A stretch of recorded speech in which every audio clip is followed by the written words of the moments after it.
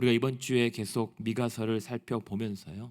하나님께서 우리에게 매일매일 하루 삶에 던져주시는 메시지가 삶에 많은 적용이 되는 것 같습니다. 우리가 첫날 화요일 날에는 미가 선지자를 통해서 대체 요즘 뭐하고 다니는 거냐, 뭐 믿고 사는 거냐라고 하나님의 책망을 듣게 하신 다음에 어쩔 수 없는 한심한 인생들아, 내가 선두로 나설 테니 한번 따라와 보라고 말씀을 하십니다. 그리고 어제는 그렇게 하나님을 따라가는 자들의 사람들과 교회들에게 대체 어떻게 살아갈 거냐, 이제부터 어떻게 하는 것이 좋겠느냐라고 또 하나님의 탄식을 듣게 하시면서 이 망해가는 세상 속에 우리가 살아갈 수 있는 방법이 있다면 오직 하나님의 영과 하나님의 말씀과 또 오직 하나님을 의지하는 믿음으로 살아가야 할 것이다라고 우리에게 또 말씀하십니다.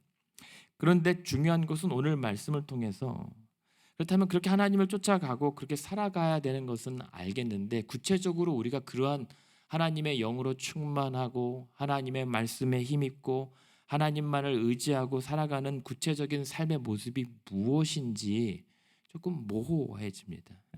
근데 오늘 본문의 말씀을 근거로 우리에게 적용해 보면 새 출발도 좋은데, 그러나 하나님 앞에 언약 맺은 백성들이 새 출발하기 위해서는 그 언약에 근거하여 지난 날의 채무를 정산하는 것이 반드시 필요하다라고 말씀하세요. 이전의 죄에 대한 책임은 정산하자, 털고 나가자라고 말씀을 하시는 대목입니다. 그래서 오늘 읽어드렸던 본문 6장 1절에서 5절까지 계속 반복되는 단어가 뭐죠? 변론하다, 변론하다. 이 말은 하나님께서 하나님의 백성들과 함께 재판정에 서시는 장면입니다. 한번 피고와 원고가 되어서 논쟁하고 변호해보자, 법정에 고소를 하신 겁니다, 백성들을. 그런 이런 하나님의 재판, 그래서 이런 모든 것을 판단하기 위해서 우리에게 보내실 자가 누구인가 하면 5장 2절에 보면 누가 나오죠? 베들레헴 에브라다야, 너는 유다 족속 중에 작을지라도 이스라엘을 다스릴 자가 너에게로 올 것이다 라고 하면서 메시아에 대한 그림을 먼저 보여주시죠. 그리고 그가 와서 우리를 다스릴 새로운 왕이고 우리를 판단할 이 판관이 되어줄 텐데, 그는 누구이냐면 5장 2절에 보면 그는 아주 작은 출신, 그러나 배경은 영원한 배경을 가지신 분이다 라고 우리에게 알려줍니다. 그리고 그가 4절에 보면 어떻게 우리를 다스리냐면 5장 4절입니다. 여호와의 능력과 여호와의 이름의 위엄을 의지하고 우리를 다스릴 것이다 라고 하는 겁니다. 그러니까 우리가 하나님을 의지하며 살아간다라고 얘기하는데, 하나님을 의지하는 것이 어떠한 것인지를 가장 모본적으로 보여주실 분이 바로 이 메시아다라고 하는 것입니다. 그리고 그의 다스림이 4절 후반에 보면 창대하여 땅끝까지 미치지 않는 곳이 없다, 온 땅과 온 만물을 다스릴 자이시다라고 얘기합니다. 그 때문에 5절에 보면 이 사람이 우리의 평강이 될 것이다라고 얘기합니다. 지금 미가 시대의 사람들은 자신들의 재물과 자신들의 탐욕으로 삶의 평안과 또 안전을 도모하려고 했지만 아니다, 그가 메시아가 우리의 안전과 평강이 될 것이다라고 얘기합니다. 그리고 6절 후반에 중요한 것은 그가 우리를 건져낼 것이다, 그가 우리를 구원할 것이다라고 이제 우리에게 말씀하죠. 그러니까 이 우리를 다스릴 메시아가 우리의 법적으로 유죄인지 무죄인지를 다스려 주시고 판단하실 분이다라고 하는 겁니다. 그러니까 그가 우리의 죄인가 아닌가의 기준이 될 것이다라고 하는 것입니다. 그가 유죄라고 하면은 우리는 죄인입니다. 근데 그가 무죄라고 하면 우리는 자유가 된다라고 하는 거죠. 그래서 그 가운데 보속으로 풀려날 자들이 있습니다. 풀려날 자들의 특징이 뭐냐면 그들을 남은 자들이라고 얘기합니다. 그래서 7절과 8절 한번 보시면 5장 7절과 8절에 보면 야곱의 남은 자들이라고 표현합니다. 미가서에선 그렇게 다 멸망할 상황 가운데서도 그러나 지도자부터 제사장들까지 다 부패하고 뇌물과 삭과 돈을 위하여 살아가지만 하나님의 구원받을 자, 남은 자들은 여호와의 영으로 충만하여서 능력과 용기로 살 것이고 하나님의 말씀이 나오는 시온산을 향하여 달려갈 것이고, 그리고 하나님의 이름만을, 세상 각자는 각자의 신을 이름을 부를지라도 우리 여호와의 이름만을 의지하고 나아갈 자들, 그들을 남은 자들이라고 얘기합니다. 그 남은 자들이, 그렇게 방면당할 자들이 어떤 특징을 가지고 있습니까? 5장 7절 8절에 보니까 그들은 많은 백성 가운데 있다라고 하는 것은 많은 백성이 아니라 많은 사람들 가운데 들어있는 소수입니다. 겁니다. 계속 말씀드렸죠. 선지서는 이 땅의 모든 다수의 무리들을 향한 하나님의 말씀이 아니라 그 가운데 숨겨져 있고 드러나지 않은 하나님의 신실한 백성들을 향한 외침이라는 겁니다. 그래서 귀 있는 자들이 듣게 되는 말씀을 미가는 계속 고독하게 선포하고 있는 겁니다. 부흥과 사람들이 벌떼처럼 몰려드는 집회 현장이 아니라 광야의 허허벌판에서 지나가는 사람이 한 사람 있을까 말까한 황량함 속에서 고독하게 외쳐대는 것이 하나님의 말씀이었다는 거죠. 그럼에도 불구하고 왜 이 사역을 감당해야 되는가? 반드시 그 가운데 하나님의 택한 남은 자, 구원받을 자가 있기 때문에 그 귀 있는 자가 듣게 하기 위하여 하나님이 계속 선포하시는 겁니다. 그런 남은 자들에게 이 하나님의 말씀은 심판의 경고이기보다 그 남은 자들을 향한 위로가 되는 거죠. 격려가 되는 거죠. 그렇게 하나님의 진노가 멸하는 것 같지만 남은 자들에게는 그것이 하나님의 구원의 임박한 위로의 소식이기 때문입니다. 근데 그들이 바로 7절에 다시 보면 많은 백성 가운데 있는 소수이고, 이들의 생명력은 어떠하냐면 여호와께로부터 내리는 이슬 같고 풀 위에 내리는 단비 같은, 이 황량한 이 이스라엘 땅 지역에 그 이슬과 단비처럼 생명의 싱그러움으로 살아갑니다. 육신은 너덜너덜하고 삶은 궁핍합니다. 그러나 이들이 하나님을 의지하는 자들의 영혼만큼은 항상 생명력이 있어서 아침 이슬 같고 목마른 이 초원의 단비처럼 항상 힘이 들어갑니다. 그래서 이들은 어떠한 특징을 가지냐면 7절 후반에 보면 뭐라고 합니까? 이들은 사람을 기다리지 않고 인생을 기다리지 않습니다. 자신들의 구원과 안전을 책임져 줄 사람이 사람이고, 또 자신들이 도모하는 삶의 계획과 또 부유함에 있지 않다. 그러니까 기다리지 않는다라고 하는 것은 기대하거나 의지하지 않는 겁니다. 이들이 의지하는 대상은 오직 한 분, 하나님이십니다. 그러니까 그것이 다르다는 거예요. 그것이 남은 자들이라고 하는 겁니다. 대신에 8절에 보면 그들은 여러 나라 가운데와 많은 백성 가운데 있습니다. 다 흩어져 있습니다. 흩어져 있지만, 그래서 뭔가 약해 보이지만 흩어져 있다라고 하는 것은 하나님의 온 땅과 열방의 통치를 받고 있다라고 하는 역설적인 고백입니다. 그래서 이 여러 나라 가운데 흩어져 있는 자들은 찾아야 돼요. 드러나지 않습니다. 그래서 어쩌면 오늘 우리가 신앙생활 한다는 것도 마찬가지입니다. 교회가 무너지고 성도들이 흩어져가는 세대라고요? 아닙니다. 여전히 흩어져 있지만 아직 우리가 알지 못하고 찾지 못한 하나님의 택한 남은 자들, 그래서 우리는 구약 성경의 표현대로 빌자면 바알에게 무릎 꿇지 않은 7천인이 있다는 겁니다. 우리가 신앙생활할 때 가장 스스로 자초하는 위기는 나만이라고 하는 고립감입니다. 나만 남았다, 우리만 남았다, 다 쓰러지고 다 멸망하고 우리만 남았다라고 하는 고독감인데 아닙니다.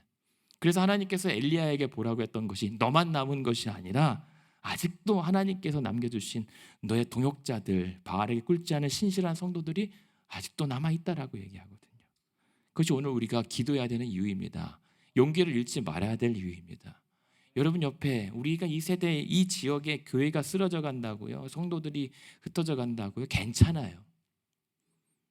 구원은 하나님의 몫이기 때문에, 하나님의 남은 자들이 있기 때문에 우리는 그 남은 자들을 위로하고 격려하고 그들이 남은 자임을 알려주는 거예요. 나머지는 하나님이 하십니다.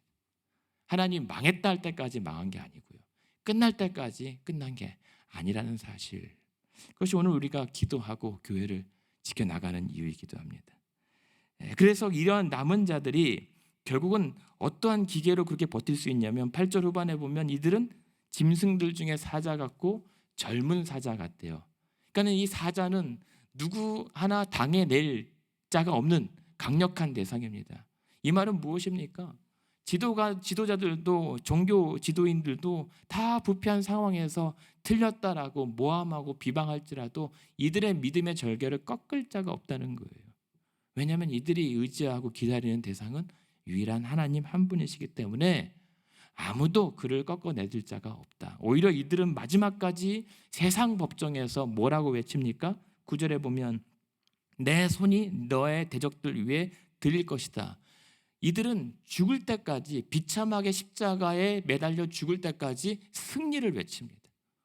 우리는 죽지만 우리는 승리한 것이다.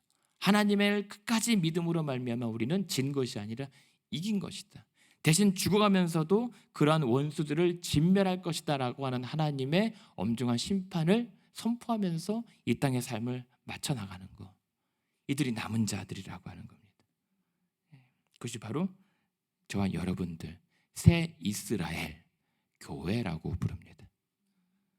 그러니까 오늘 우리가 이 땅에 세워나가는 교회는 단순히 하나님의 무리들을 모으는 게 아니라 끝까지 이렇게 신실하게 믿음을 지켜나갈, 정말 하나님의 용서하신 은혜로 보석으로 풀려난, 그래서 집행유예가 아니라 완전한 무죄를 선고받고 살아가는 백성들인 겁니다.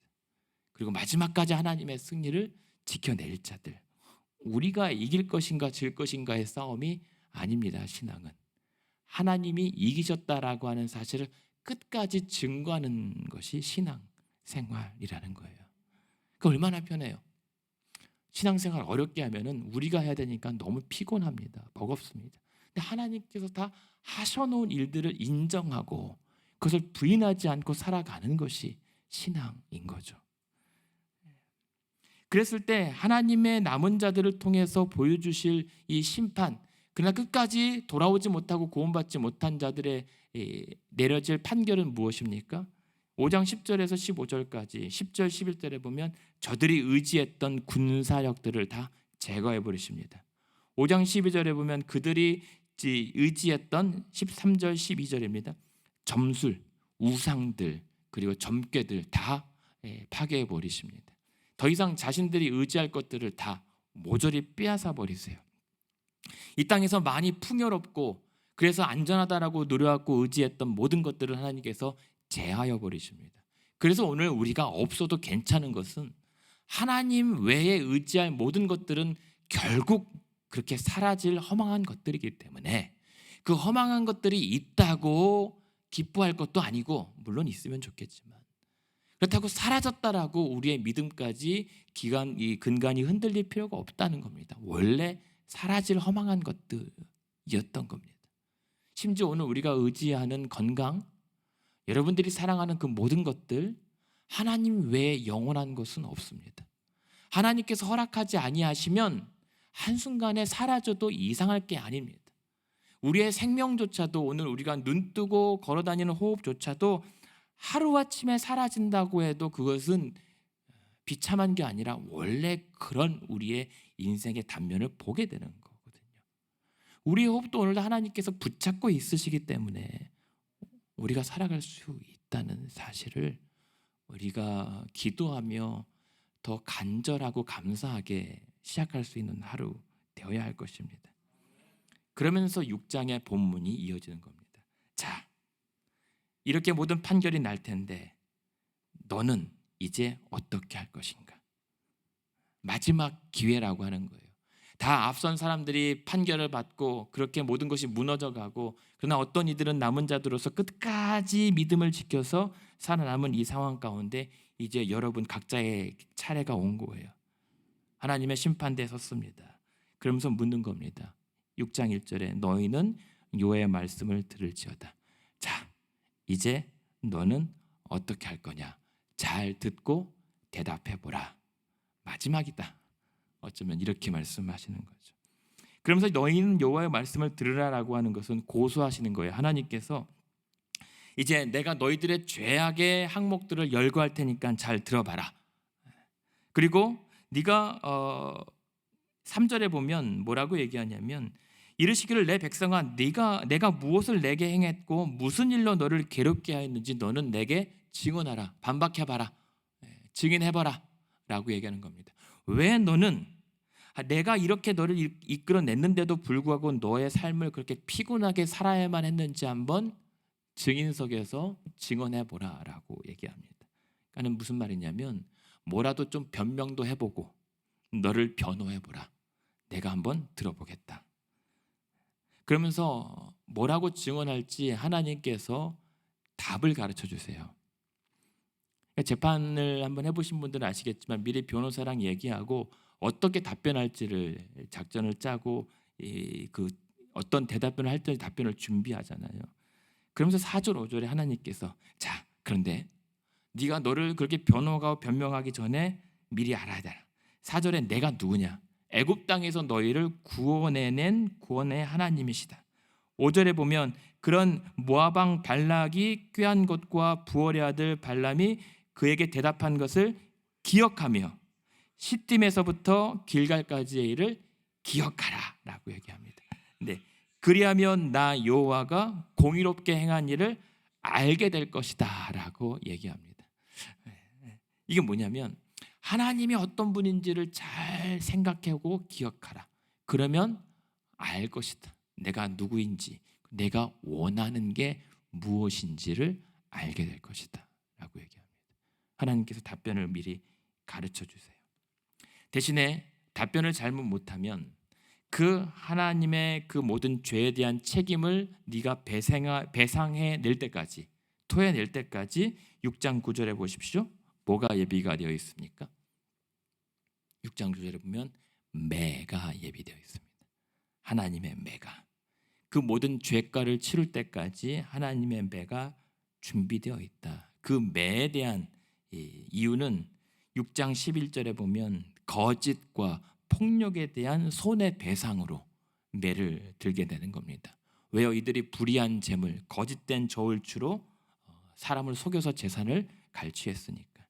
6장 12절에 보면 부자들의 강포와 주민들의 거짓, 내 이웃들의 소유를 탐했던 사기, 탈취에 대한 범죄 책임을 추궁합니다.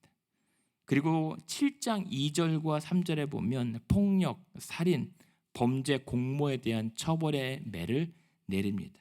특별히 7장 2절 3절에 보면 이들은 피해 매복, 사람을 죽이려고 매복하고 사람을 죽여도 끔찍 안 하는 잔혹함이 있고 이러한 악한 일들을 위해서 3절에 보시면 두 손으로 악을 부지런히 행하고 재판관과 지도자는 뇌물을 구하고 권세자는 자기 마음의 욕심을 말하면서 이러한 사람의 탐욕의 욕망들이 그들이 서로 결탁하게 되는 원인이 되는 겁니다. 이것을 위하여 백성들을 죽이고 속이고 갈취하는 거였죠. 이에 대한 매, 이에 대한 책임을 하나님께서 반드시 물을 것이다 라고 얘기하는 겁니다. 그래서 7장 4절에 보면 이들 중 아무리 선한 자도 가시 같고 아무리 정직한 자도 찔레 같다라고 하는 것은 결국은 아무도 이 죄에서 피할 수 없는 죄인들, 유죄다라고 얘기하는 겁니다.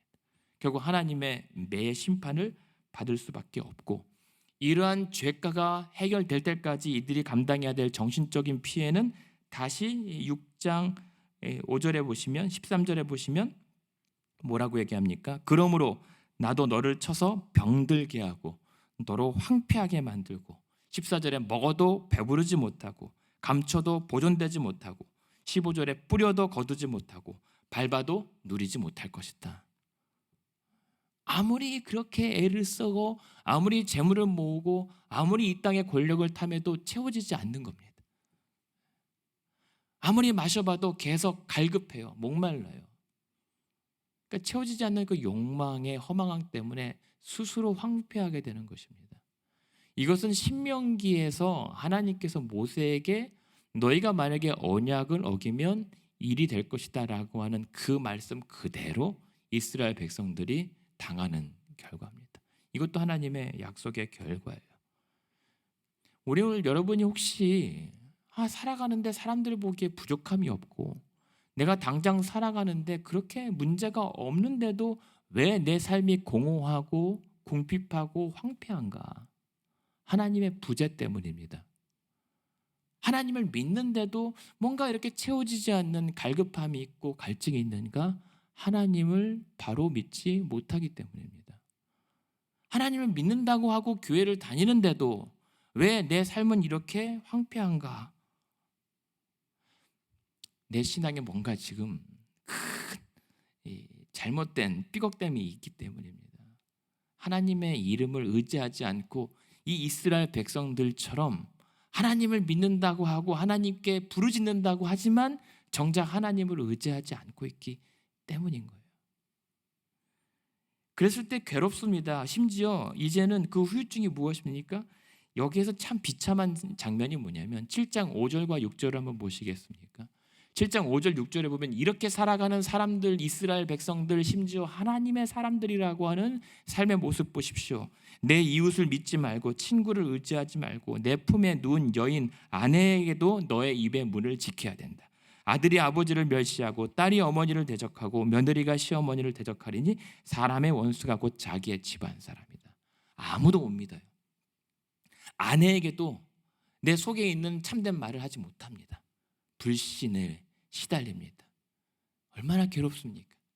그래서 예수님께서 이 말씀을 마태복음에서 인용하신 겁니다.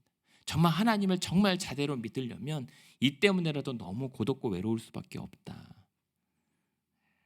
그것이 괴로운 인생이 될 거예요.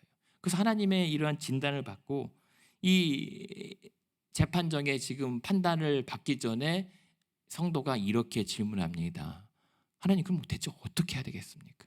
나 그렇게 시달리면서 괴로운 인생 살고 싶지 않은데 하나님, 내가 어떻게 해야 될까요? 라고 하는 것이 6장 6절입니다. 내가 무엇을 가지고 여호와 앞에 나아가며 높으신 하나님께 경배하면 되겠습니까? 하나님, 그럼 내가 이 벌을 안 받으려면 어떻게 해야 되겠습니까? 어떻게 하나님 앞에 나아가면 좋겠습니까? 어떻게 하면 내가 살 수 있겠습니까? 라고 묻는 겁니다. 살고 싶은 거예요. 그래서 이 사람이 내놓은 대안이 무엇입니까? 하나님, 그러면 6장 6절에 내가 하나님께 1년 된 송아지에 흠없는 가장 좋은 제물 드리면 되겠습니까?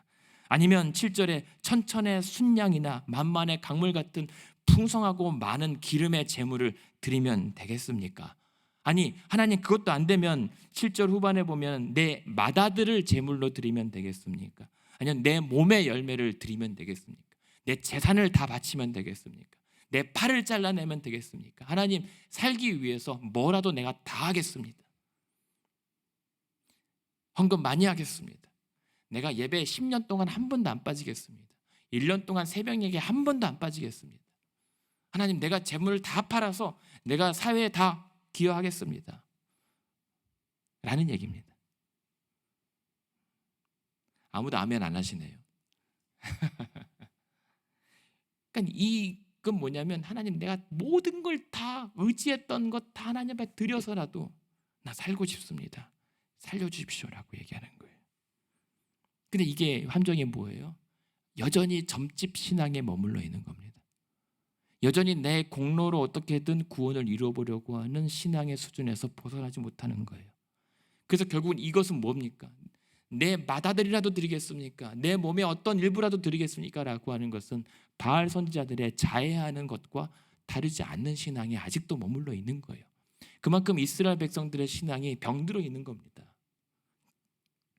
예배를 동원하고 사람들을 동원하고 많은 행사와 모아는 도구들을 자꾸만 동원하려고 하는 여전히 헤매는 신앙에 빠져 있죠. 근데 한 가지 다행인 것은 살고 싶다, 살아야 한다, 그것이 하나님께 있다라고 하는 사실을 알고 있는 거예요. 그런데 이때 8절에 보면 하나님께서 친절하게 답을 가르쳐 주세요. 사람아, 주께서 선한 것이 무엇임을 너에게 이미 보이셨지 않느냐? 그런 게 아니라 하나님 여호와께서 너에게 지금 당장 구하시는 것은 오직 정의를 행하고 인자를 사랑하고 겸손하게 하나님과 함께 행하는 것이면 충분하다. 하나님께서 오늘 저와 여러분에게 요구하시는 것은 이거란 말입니다. 이렇게 단순해 보이는 것을 알고도 보고도 우리 성에 차지 아니하니까 자꾸만 다른 무언가를 동원하는 거예요. 오늘도 하나님께서 우리에게 요구하시는 것은 하나님의 정의를 행하는 겁니다. 그것이 하나님의 계명을 준수하는 것이고 그것이 하나님을 사랑하는 겁니다. 인자를 사랑하는 것, 하나님을 사랑한다면 내 이웃들에게 친절을 대하며 사랑하는 겁니다. 이웃 사랑입니다. 겸손하게 하나님께 행한다라고 하는 것은 그렇게 하나님 앞에서 어떻게 같이 붙어서 가지 아니하면 죽을 수밖에 없다라는 절박함, 공손함, 경외함으로 살아가면 충분하다라고 하나님께서 말씀하시는 거예요. 그게 신앙생활입니다. 우리가 할 수 있는 게 없어요.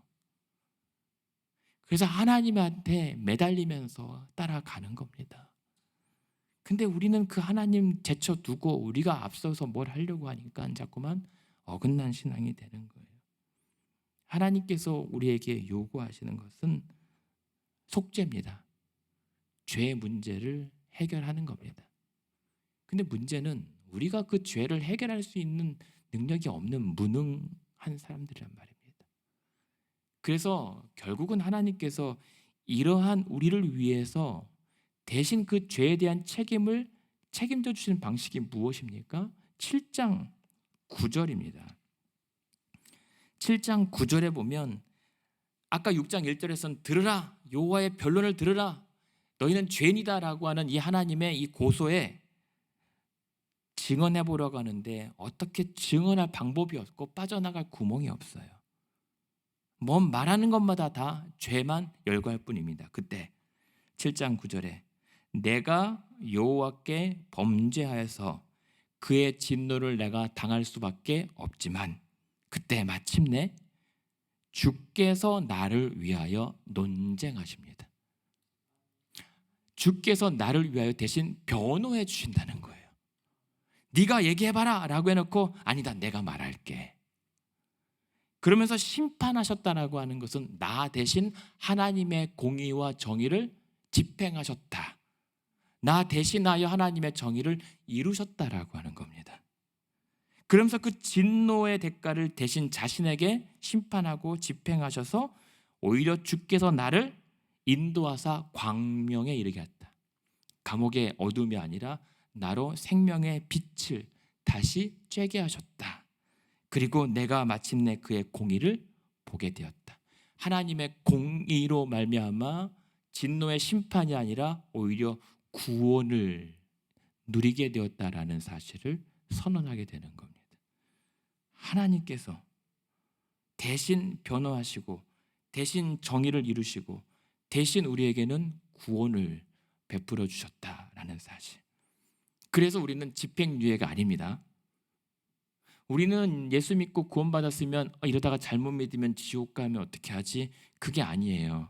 하나님께서 직접 자신의 정의를 완전히 이루셨기 때문에 우리는 잘못하면 지옥 가고 잘하면 천국 가는 그런 신앙은 아니에요. 그냥 영원한 무죄로 자유를 누렸기 때문에 오늘 우리가 살아가는 이유는 그렇게 바르게 살아가야 되고 거짓이 아니라 진실되게 살아가야 되는 이유는 그런 죄인이 대신 하나님께서 판단해 주셨기 때문에 구원의 빚진 자로서 살아가는 겁니다. 구원의 빚진 자이잖아요. 다시 감옥 갈까 봐가 가는 게 아니라 내가 무죄 맞아? 라고 신기해하면서 감사하면서 감격하면서 겸손하게 살아가는 게 구원의 빚진 자 저와 여러분의 삶의 모습인 겁니다. 그것이 빚을 탕감받은 자의 거룩함이죠. 변화죠. 그렇기 때문에 오늘 우리가 정의를 행하는 거예요.